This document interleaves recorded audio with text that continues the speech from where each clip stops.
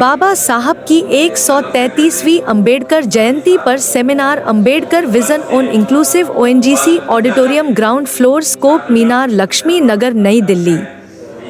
मुख्य अतिथि advocate doctor K S. Chauhan, वरिष्ठ अतिथि प्रोफेसर डॉ. Vivek Kumar, doctor Jauhari Lal, Ashwani Kumar, CLO, Dayanand Singh, chairman of Delhi unit, all India SC/ST employees welfare association ONGC।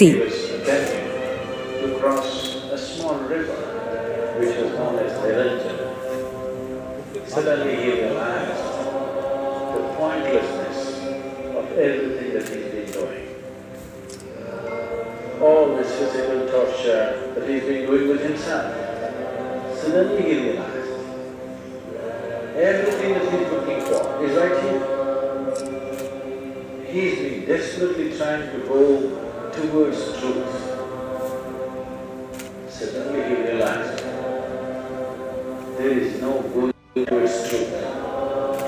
If you just open up, it's right here. Sir सामने से आओ, इधर से सामने। हाँ हाँ ओके, एक बार इधर।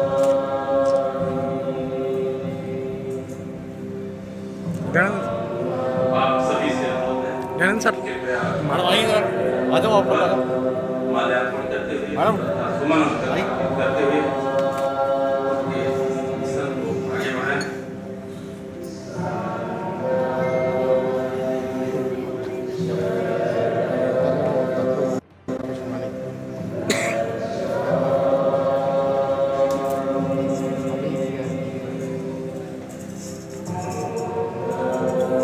बाबा साहब के जीवन पर असर भगवान को हमें पड़ा उनकी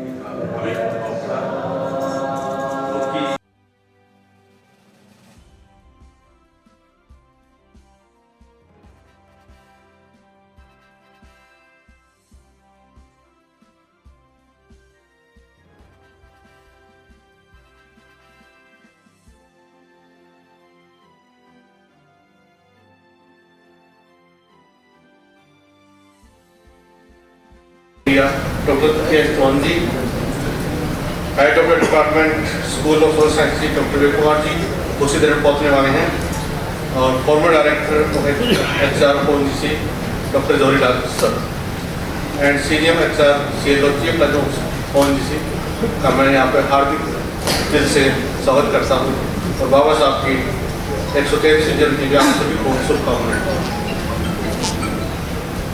आज के कार्यक्रम में विभिन्न ऑर्गेनाइजेशन आए हुए लोग, MMTC, NHPC और शेड्यूल कास्ट फिनांस फेडरेशन आए हुए लोग, सभी का मैं इस कार्यक्रम में बहुत बहुत स्वागत करता हूं, और बाबा साहब की 133वीं जयंती के उपलक्ष्य में उनको बहुत बहुत शुभकामनाएं। पंचशील से आए हुए मेरे विद्यार्थीगण और उनके टीचर्स सभी का यहाँ बहुत बहुत स्वागत। आज का जो कार्यक्रम और एक कॉमन प्रोग्राम है जिसमें कई गवर्नमेंट ऑर्गेनाइजेशन के लोग आए हुए हैं, मैं उनका आज स्वागत करता हूं, और इस मिशन को आगे बढ़ाते हुए कार्यक्रम को ONGC के सपोर्ट से CSR, ACP, SCP के माध्यम से आज समाज में सोशल वेलफेयर की ये भी कार्यक्रम करती है। हमारी all India SC welfare association ONGC के 24 वर्क सेंटर हैं, उन सभी सेंटर हमारे ब्रांचेज हैं, और सभी ब्रांचेज सोशल वेलफेयर के काम करते रहती हैं, जिसमें कि आपके एजुकेशन रिलेटेड हैं, हॉस्पिटल्स हैं, हेल्थ हैं, और डिस्ट्रीब्यूशन ऑफ किट्स हैं, इन सब तरह के कार्यक्रम SCP, ACP और CSR के अंतर्गत हम लोग करते रहते हैं। इसके साथ ही हमारी जो एसोसिएशन है वो ONGC के माध्यम से कुछ फाइनेंशियल एड भी प्रोवाइड करती हैं, जैसे कि कुछ स्कूल्स हैं जिनको कंस्ट्रक्शन और बिल्डिंग एंड कुछ हॉस्पिटल्स हैं जैसे कि सुकापा आसाम में हम लोगों ने किया कुछ ही साल पहले। इस तरह के कार्यक्रम भी चलते रहते हैं। तो इसमें क्या है कि ONGC सपोर्ट से जो ऑल इंडिया वेलफेयर एसोसिएशन है वो बढ़ चढ़कर सोशल वेलफेयर काम करते हैं। इसके लिए मैं ONGC मैनेजमेंट का बहुत बहुत धन्यवाद करता हूँ, जो कि हमको इसके लिए सपोर्ट करता है और पूरा प्रोत्साहन देता है। आप सबका यहाँ आने के लिए बहुत बहुत धन्यवाद। और बाबा साहब की जयंती को बहुत अच्छे से हम लोग बनाएं और उनके जो विचार उनको आगे ले जाएं और समाज में एक अच्छी भावना पैदा हो। इसके लिए आप सबका बहुत बहुत धन्यवाद। Thank you. हम लोग जब अपनी किसी भी भाषण का शुरुआत करते हैं तो पहले हम अपने महापुरुषों को नमन करते हैं। उसी श्रृंखला में करुणा के सागर भगवान गौतम बुद्ध, विश्व विभूति बोधिसत्व भारत रत्न डॉक्टर बाबा साहेब डॉक्टर भीमराव अंबेडकर, क्रांति के अग्रदूत ज्योतिबा फूले, आरक्षण के जनक साहू जी महाराज, सुदूर दक्षिण में बहुजनों और दलितों और मूल निवासियों की आवाज बुलंद करने वाले नारायण गुरु और सेल्फ रिस्पेक्ट मूवमेंट को आगे बढ़ाने वाले ईवी रामास्वामी नायकर पेरियार और 15वीं शताब्दी में संत गुरु रविदास, गुरु कबीर, गुरु चोखामेला और अनाम बहुत सारे गुरुओं को नमन करते हुए बुद्ध धर्म को विश्व में सबसे पहले फैलाने वाले अशोक, उनके पुत्र महेंद्र और पुत्री संघमित्रा, इन सबको नमन करते हुए मातृशक्ति पहली बहुजन महिला शिक्षिका माता सावित्रीबाई फूले, पहली महिला सेनानी उदा देवी पासी और पहली सेनानी बलिदानी झलकारी बाई कोरी और बाबा साहब को बल देने वाली रमाबाई, इन सबको नमन करते हुए साथियों, सुदूर पहाड़ों में मूल निवासियों की आवाज बुलंद करने वाले बिरसा मुंडा, इन सबको नमन करते हुए और आज हम जिनका जन्मदिन बना रहे हैं उसके सिलसिले में साथियों हम लोग यहाँ इकट्ठा हुए। मैं अक्सर ये बात करता हूं जब भी मैं किसी SC/ST ऑर्गेनाइजेशन की मीटिंग में जाता हूं तो उनसे मैं कहता हूं देखो, एक अधिवेशन का भाषण होता है, एक सेलिब्रेशन का भाषण होता है। आपको अधिवेशन वाला भाषण चाहिए या सेलिब्रेशन वाला? अक्सर मैंने ये देखा है कि सेलिब्रेशन करते करते लोग अधिवेशन वाला भाषण देने लगते हैं।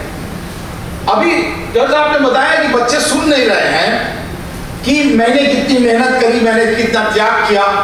मुझे लगता है अवसर होना चाहिए जिस पर वो बात बतानी चाहिए।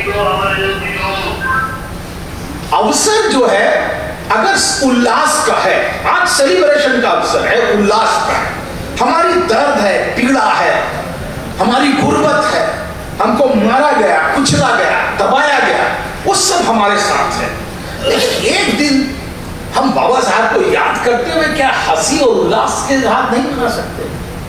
कोई जरूरी है उस दिन हम दर्द, पीड़ा और बच्चों को शिक्षा दें कि नहीं तुमको पढ़ना है, तुम लोग पढ़ नहीं रहे हो, तुम लोग शिक्षित नहीं हो रहे, बाबा साहब शिक्षित हो, संगठित हो, संघर्ष करो, तुम लोग शिक्षित नहीं हो रहे, संगठित नहीं हो रहे, संघर्ष नहीं करें। 14 अप्रैल है और उस दिन भी अगर हम अधिवेशन वाली बात करेंगे तो लोग सचमुच बता रहे हैं कि नाराज से होते अंदर से। इसलिए मुझे ये लगता है कि हम लोग थोड़ा सा उल्लास, थोड़ा सा जिसे कहना चाहिए सेलिब्रेशन के मूड में आए।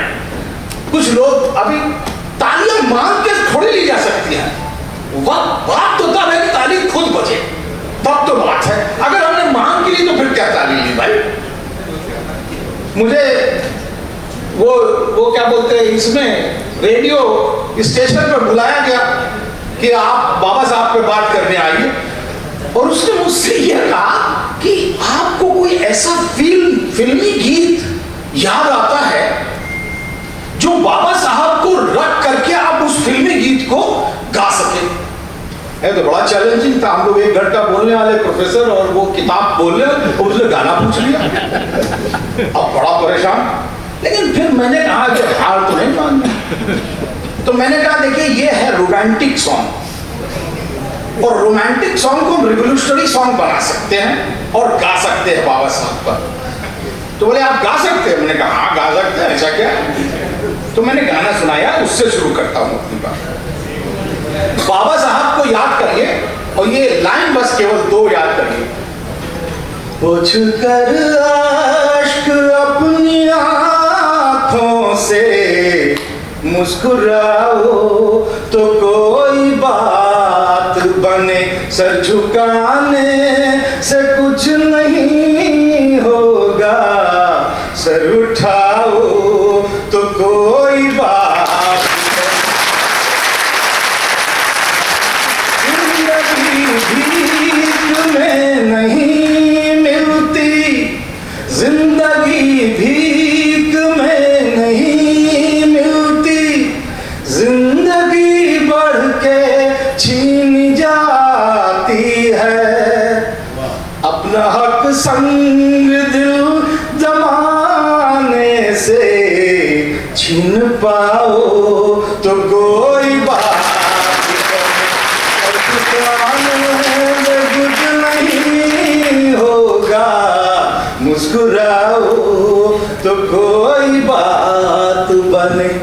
तो साथियों ये बात हुई और अक्सर बाबा साहब अंबेडकर को बड़ी संकुचित दृष्टि से देखा गया।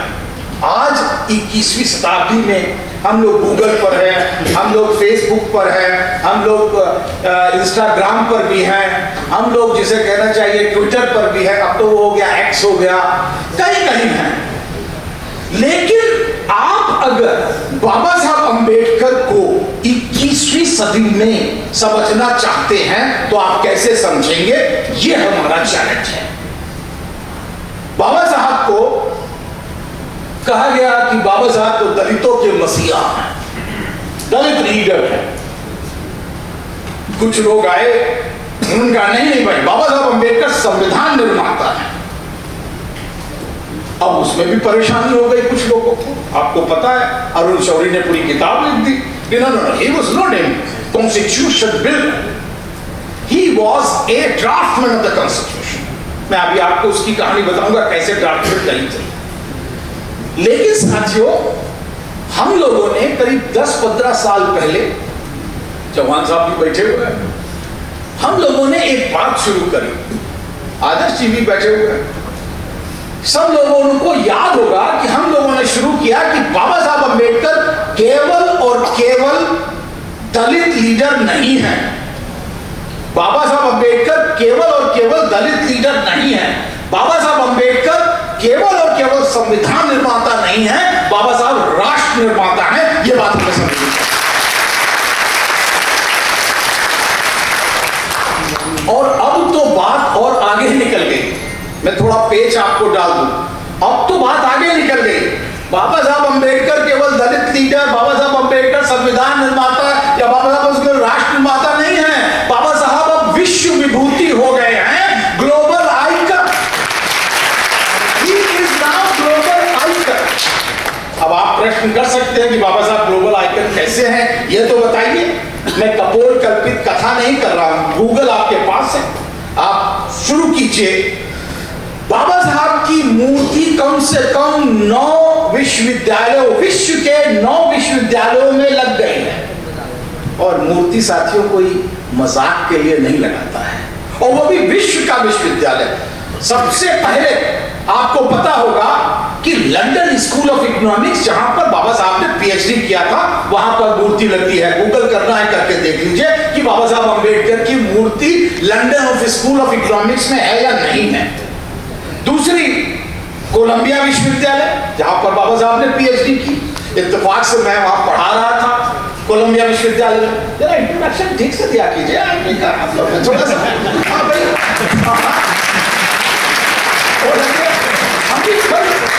कोलंबिया पढ़ा क्या है? दलितों के अंदर कौन कोलंबिया पढ़ा देंगे, बताइए।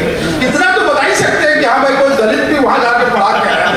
हाँ, तो यहाँ तो केवल मेरिट करते रहते, तो मेरिट हमारे पास भी है। तो साथियों, कोलंबिया विश्वविद्यालय में जब पढ़ाने गया तो बाबा साहब की मूर्ति वहां पर भी पहले से लगी हुई थी। 1991 में बाबा साहब की मूर्ति कोलंबिया विश्वविद्यालय में। उधर बगल में ही मैसेच्यूसेट्स आर्महर्स्ट यूनिवर्सिटी है, वहां पर भी बाबा साहब की मूर्ति लग गई। उसके बगल में ही ब्राइटिश यूनिवर्सिटी है और वहां पर भी बाबा साहब की मूर्ति लग गई। वहां से बाबा साहब निकले और उसके बाद कनाडा आ गए। कनाडा में देखिए सबसे पहली यूनिवर्सिटी में जो लगी विश्वविद्यालय में वो था साइमन फ्रेजर यूनिवर्सिटी। आप बच्चों लोग नाम लिखते रहो और गूगल करके देख लेना ये आदमी झूठ बोल रहा है या सच्चा बोल रहा है ना। तो ये जो है साइमन फ्रेजर यूनिवर्सिटी में लग गई। उसके बाद बगल में टोरंटो यूनिवर्सिटी में बाबा साहब की मूर्ति निकल गई। उसके बाद बाबा साहब वेस्ट से निकल करके ईस्ट में आ गए ऑस्ट्रेलिया। ऑस्ट्रेलिया कैनबरा यूनिवर्सिटी में लग गई बाबा साहब की यूनिवर्सिटी। बाबा साहब की यूनिवर्सिटी क्वींसलैंड यूनिवर्सिटी में लग गई। उसके बाद बाबा साहब बाहर निकले, जापान आ गए।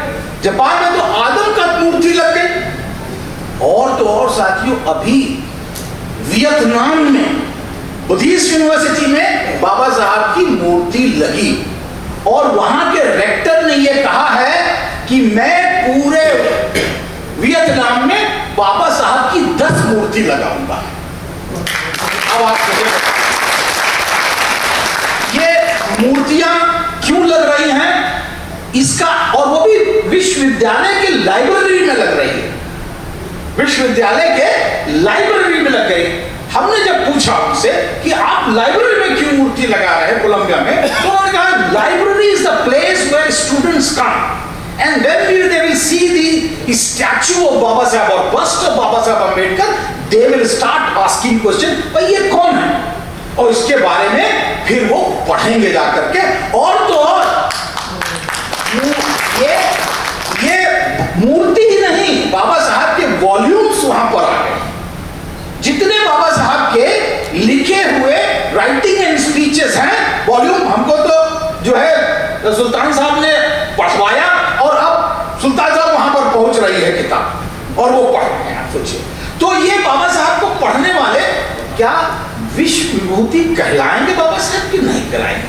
अगर उससे भी मन नहीं भरा तो आप देखिए, सबसे पहले कैलिफोर्निया का एक हिस्टोरियन है पैरी एंडरसन। पैरी एंडरसन आप लोग टाइप कीजिएगा, हिस्टोरियन है कैलिफोर्निया का। उसकी किताब है इंडियन आर्कियोलॉजी। उसमें बाबा साहब के बारे में उसने जो लिखा है, आप मतलब कलम तोड़ दी जिसे कहते हैं। As a teacher I can appreciate that Baba Saheb Ambedkar के बारे में लिखा केवल एक भारतीय था जिसको यह पता था कि राष्ट्र का अगर बंटवारा होगा तो क्या किया जाएगा। उसके पहले ना कांग्रेस को पता था और न ही जिसे कहना चाहिए मुस्लिम लीग को उसकी समय पता था। और उसकी किताब जिन्ना भी पढ़ते थे और गांधी भी पढ़ते थे। दैट वाज पाकिस्तान और पार्टीशन ऑफ इंडिया। आप लोगों ने देखना चाहिए। वो पहला है जिसको मैंने, दूसरा एक अभी स्वैक्स जो लंदन में है वो आया, उसने एक किताब लिखी है, कोसिमो ज़ेने नाम है। उसने एक किताब लिखी जिसमें इटली के एक समाज विज्ञानी हैं एंटोनियो ग्राम्शी, उनकी तुलना करी है बाबा साहब अम्बेडकर से। अब आप मुझे बताइए कि ये लंदन वाला, ये अमेरिका वाला और जो फ्रांस वाला क्रिस्टोफर ज़ेफिनेट, उसको जरा देखिए। He is telling that Baba Saheb Ambedkar should be considered as first sociologist of India, पहला समाजशास्त्री होना चाहिए। वो लिख रहा है वहां से। उसके पहले आपको पता होगा एलेनोर ज़ीलियट जो अमेरिकन थी और के लोम्बेट वो रिसर्च कर चुकी है और तो और लिंच रिसर्च कर चुके हैं। बड़ी लंबी फहरिस्त है।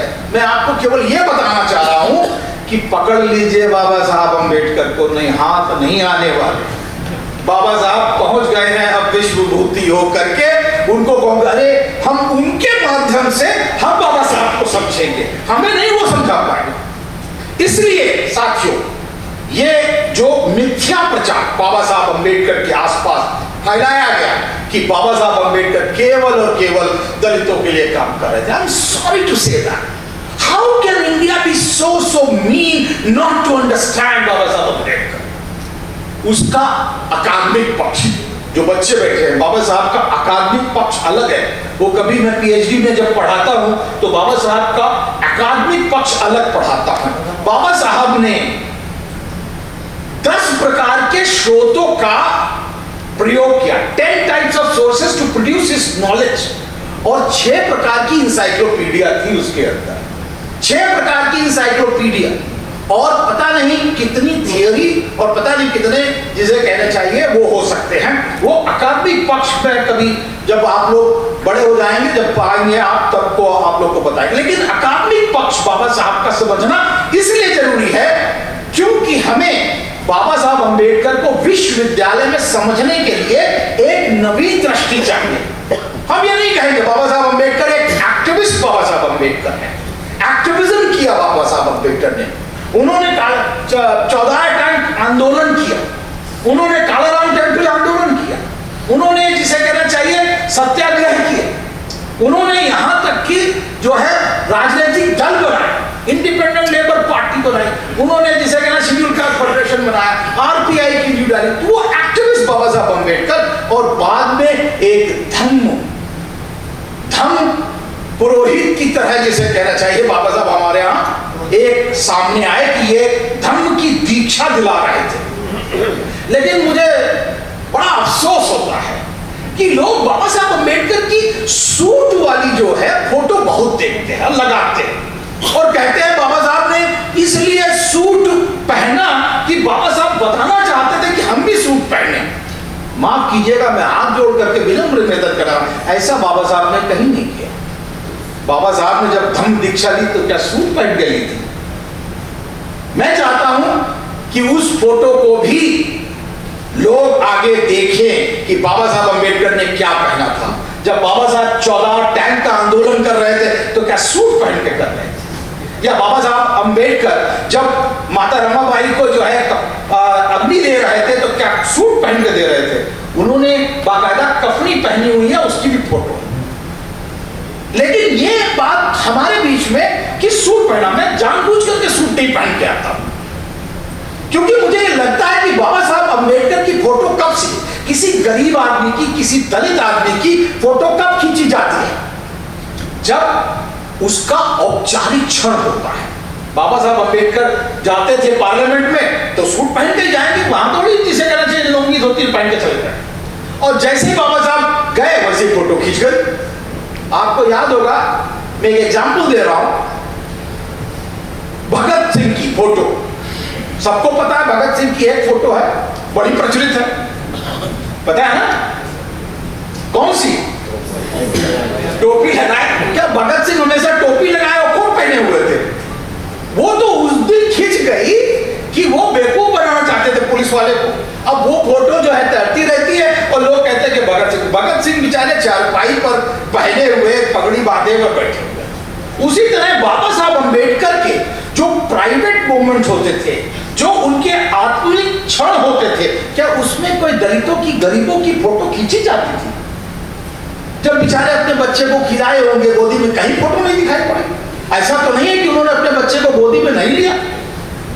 एक गरीब आदमी उस समय जिस समय हम लोग बात कर रहे हैं, उस समय फोटो नहीं खिंचा सकता था। उसकी फोटो केवल और केवल फॉर्मल औपचारिक क्षणों में खींची जाती, जब वो किसी कमेटी में जाता, कमीशन में जाता, पार्लियामेंट में जाता, भाषण देने जा रहे होते, तभी फोटो खींचती थी, और उसको गढ़ दिया गया कि बाबा साहब तो सूट पहनते थे। अब आता हूं मैं, बाबा साहब अंबेडकर ने क्या संविधान बनाया, या बाबा साहब संविधान निर्माता हैं या नहीं है साथी? इसके मैं 3 आंकड़े केवल देता हूं। पहला आंकड़ा, बाबा साहब अंबेडकर संविधान निर्माता क्यों है और क्यों कहना चाहिए? इसके लिए बाबा साहब अंबेडकर ही जो है chairman of the drafting committee थे। क्यों थे? सबको पता है कि क्यों बनाए गए। 7 मेंबर थे, 7 में से 6 का पता नहीं था। एक मर गया था, एक अमेरिका चला गया था, एक सुदूर दक्षिण में रहता था, एक बीमार पड़ गया था। तो 7 में से 6 लोग लापता हो गए। अकेले बाबा साहब अम्बेडकर ने काम किया। पहला आंकड़ा ये, 141 दिन 141 days he was working alone. जब बाबा साहब ने काम करते करते करते करते जब पूरा मसौदा बना लिया, संविधान का पूरा मसौदा बना लिया, तो उसको पब्लिक की स्क्रूटनी के लिए रखा गया। अब पब्लिक की स्क्रूटनी के लिए रखा गया तो जानते हैं पब्लिक तो पब्लिक है। पब्लिक ने स्क्रूटनी में मतलब उसकी पड़ताल करते हुए इधर संशोधन उधर संशोधन, इधर संशोधन उधर संशोधन करते करते 7,635 संशोधन कर दिए। बाबा साहब के मेमोरेंडम में फाइनल कॉपी जब बाबा साहब ने रखी तो 7,635 उन्होंने जो है उसमें संशोधन कर दिए। बाबा साहब अम्बेडकर ने 7,635 अमेंडमेंट संशोधनों को पढ़ा और पढ़ने के बाद साथियों उसमें फिर ये हुआ कि 5,162 जो अमेंडमेंट आए थे उसको खारिज किया। उसको खारिज किया कि इसमें कोई मतलब नहीं है, जिसको हिंदी में कहते हैं इसको कोई झस नहीं है इसके, उसको खारिज कर दिया। और तब जाके 2,473 अमेंडमेंट को उन्होंने कॉन्स्टिट्यूशन में अंगीकार किया। अब आप बताइए दिल पे हाथ रख के 7,635 अमेंडमेंट को पढ़ने वाला, 5,162 अमेंडमेंट को खारिज करने वाला, 2,473 अमेंडमेंट को अंगीकार करने वाला व्यक्ति संविधान निर्माता है या नहीं? होना चाहिए कि नहीं होना चाहिए? यह है दूसरा आंकड़ा। तीसरा आंकड़ा साथियों, आप संविधान सभा की डिबेट को पढ़िएगा जरा, पार्लियामेंट छापती है उसको आप पढ़िए। मैंने क्या किया, उसको देखा और देखने के बाद मैंने यह देखा कि बाबा साहब संविधान निर्मात्री सभा में, कॉन्स्टिट्यूएंट असेंबली में हर दिन कितनी बार उठ करके बोलते थे।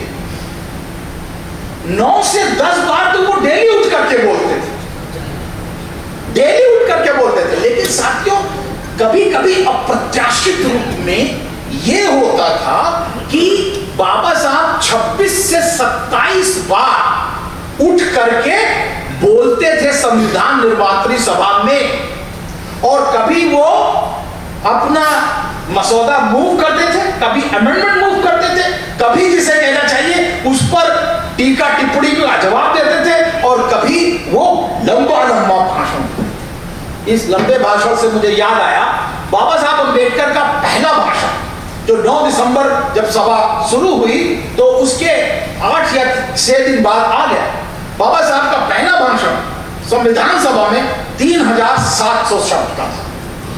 दूसरा जब उन्होंने दूसरी बार इंटरवीन किया, जब मसौदा रखा गया तो 3,400 का था, और जब उन्होंने फाइनल कॉपी 26 नवंबर 1949 को जब उन्होंने 2 साल 11 महीने और 18 दिन बाद जब कॉपी फाइनल कॉपी पहुंची दी राजेंद्र प्रसाद उस समय के राष्ट्रपति महोदय को, उस समय का भाषण है 8,500 वर्ड का।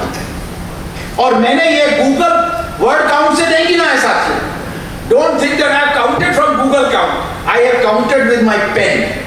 हाथ से मैंने गिन करके तब लिया। इसलिए मैं कह रहा हूं बाबा साहब अंबेडकर संविधान निर्माता हैं, ये आंकड़े हैं। तो इसलिए साथियों ये सोचिए कि बाबा साहब अंबेडकर का जो कंट्रीब्यूशन है उसको छोटा करके, संकुचित करके नहीं देखना चाहिए। अब मैं आखिरी बात करता हूं कि बाबा साहब राष्ट्र निर्माता कैसे हैं। यह बात हमें समझनी चाहिए कि बाबा साहब अंबेडकर का राष्ट्र निर्माण का पहला पड़ाव अगर आप देखना चाहें तो उसको हम संविधान मान सकते हैं। Constitution is the first step towards the nation building, and that is the where when he was talking about nation as a whole, पूरे राष्ट्र की बात कर रहे थे, तो उन्होंने बाकायदा अपने जो पाकिस्तान और पार्टीशन ऑफ इंडिया, उसमें राष्ट्र की परिभाषा थी पहली बार। थोड़ा क्लिष्ट है ये, थोड़ा देर अगर चाहें तो आप, मैं बोलूं नहीं तो थोड़ी देर। मास्टर को पता है 1 घंटे की ट्रेनिंग होती है बोलने की, उसके पहले बात पचती नहीं है। तो बाबा साहब अम्बेडकर ने उसमें राष्ट्र की परिभाषा दी। What is a nation? He said nation is a philosophy.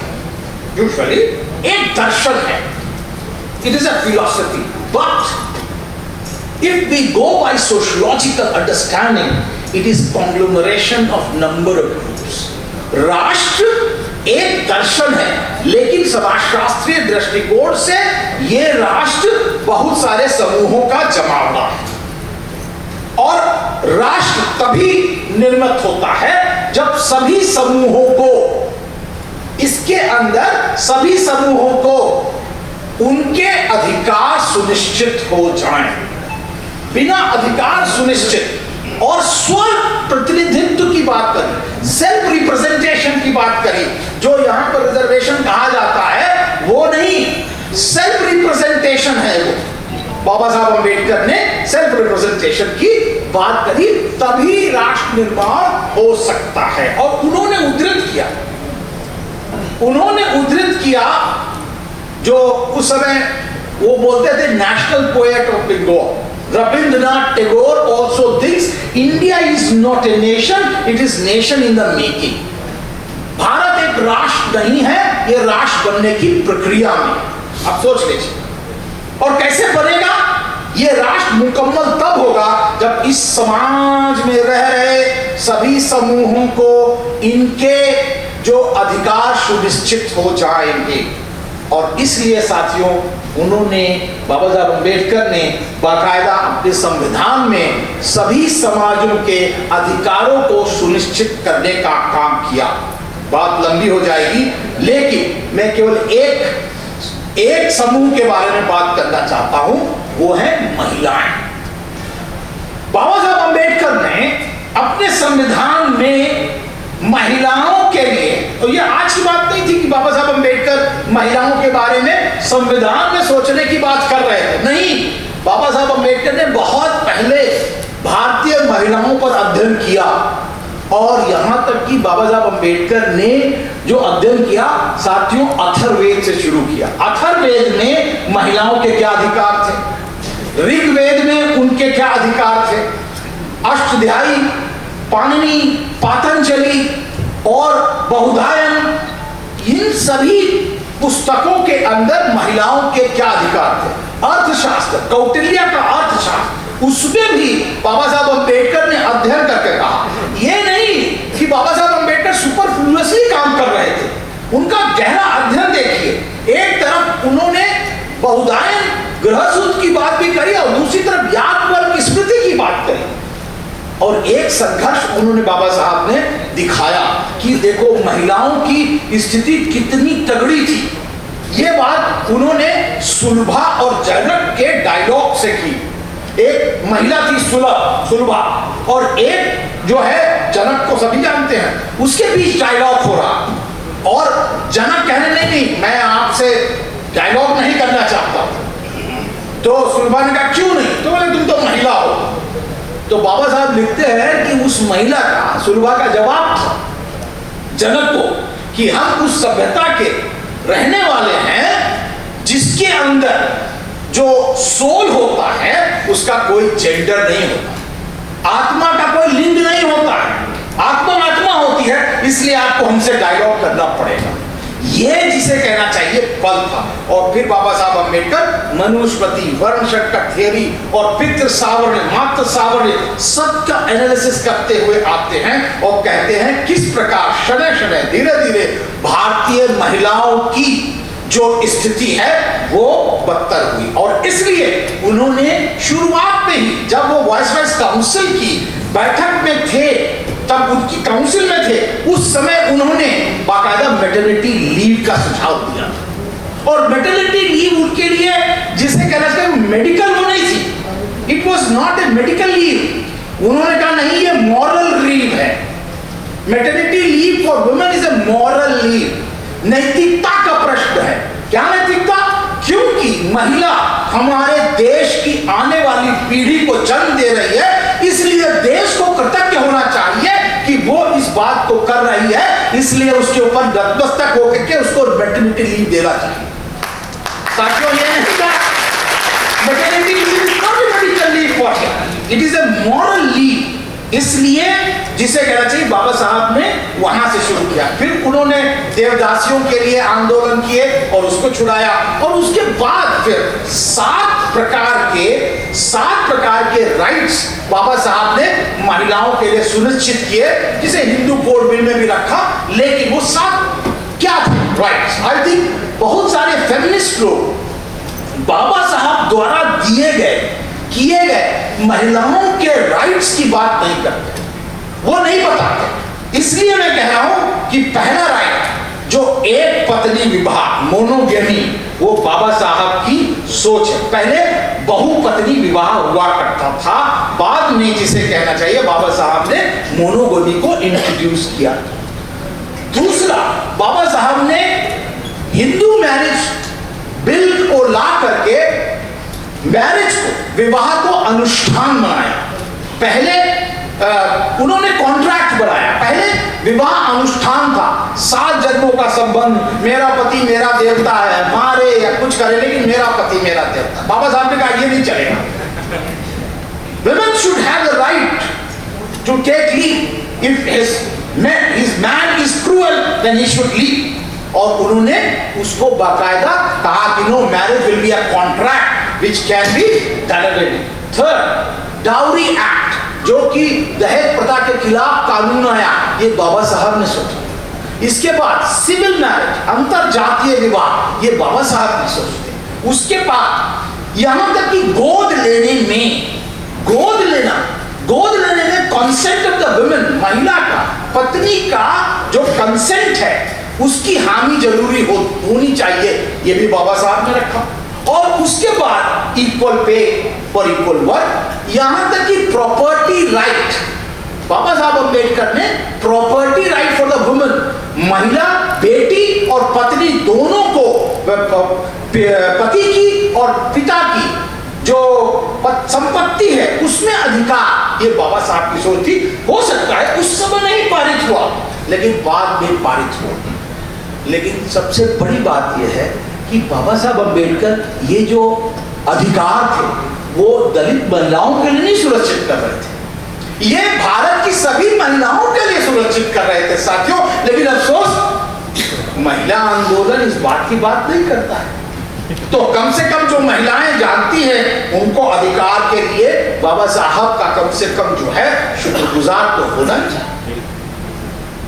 अब आप बताइए, एक तरफ एक व्यक्ति महिलाओं के लिए सोचे, दूसरी तरफ दलितों के लिए सोचे, अकलतियों के सोचे और सब समाज के लिए। We the people of India, लोग, हम लोग, ये कोई और नारा नहीं देता, वी पीपल ऑफ इंडिया। अगर प्रियम्बल पढ़ेंगे ठीक से, हम लोग की बात हो रही है, ये लोग यहाँ जो बैठे हुए।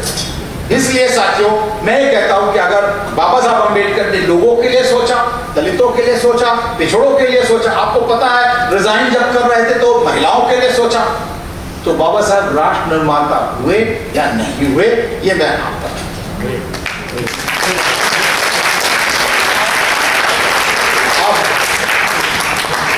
अब बाबा साहब अम्बेडकर से हम सीख लेकर के क्या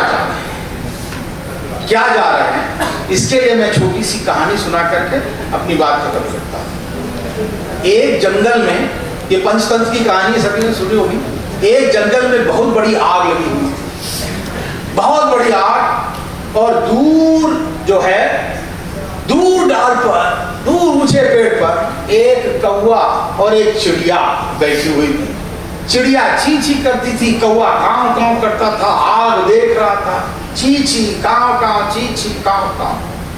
तो फिर चिड़िया ने कहा कि कुछ करा जाए, कुछ करा जाए। तो कौवे ने कहा, अरे पागल है, इतनी बड़ी आग लगी है, तू बता क्या करेगी आप? तो चिड़िया बोली कि चलो हम लोग चोंच में पानी लाते हैं और चोंच में पानी ला करके इस आग को बुझाते हैं। कौआ और कस के काँव काँव करने लगा। अरे पागल है, तेरी चोंच कितनी छोटी और ये आँख कितनी बड़ी है, ये आँख कहाँ बुझेगी? तो फिर चिड़िया ने सीरियसली, बहुत सीरियसली होकर कहा, मैं ये आग चाहे कितनी बड़ी हो और मेरी चोंच चाहे जितनी छोटी हो, लेकिन जिस दिन इस आग का इतिहास लिखा जाएगा, उस दिन मेरा नाम आग बुझाने वालों में होगा, आग लगाने वालों में नहीं।